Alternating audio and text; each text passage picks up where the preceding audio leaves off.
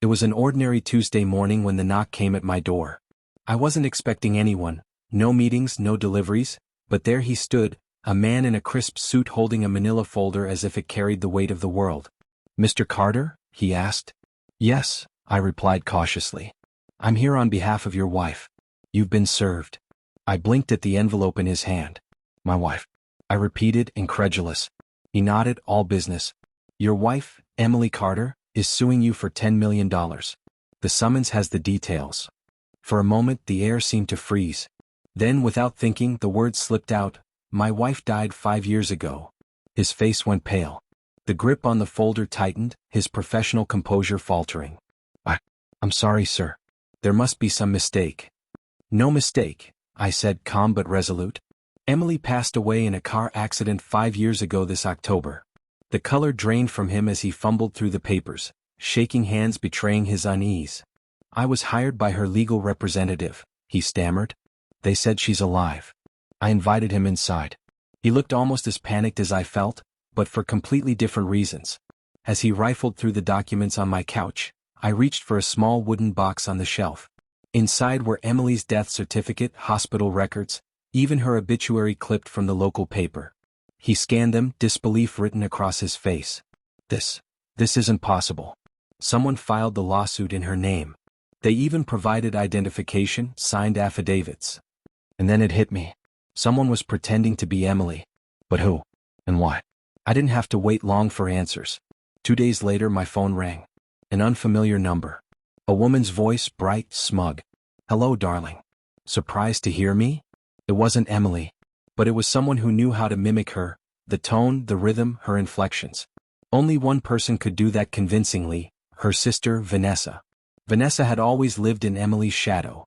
Jealous, competitive, always second best. At our wedding, her toast had been veiled, disguised as humor, but I'd felt the threat beneath. She had joked that if anything ever happened to Emily, she'd gladly step in. I never imagined she meant it literally. "Vanessa, what is this?" I demanded. She laughed, light, mocking. "Oh, come on, Daniel.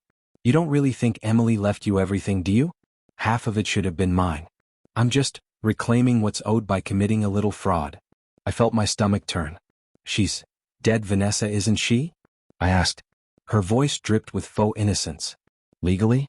There's a loophole in the inheritance laws. A few signatures, a couple of people who can't tell sisters apart, and voila. It's simple." It was audacious, revolting. She had forged documents, assumed Emily's identity, and attempted to claim half my assets through a fabricated divorce. Corrupt officials had been enlisted to back her lies. But she hadn't counted on me remaining silent. The next day, I engaged a private investigator I'd trusted for years. Within a week, we had everything: surveillance footage of Vanessa meeting with shady legal operatives, phone recordings of her bragging about suing her deceased sister's husband. The evidence was damning, but it wasn't just about stopping the lawsuit. It was about exposing the breadth of betrayal. Vanessa hadn't acted alone.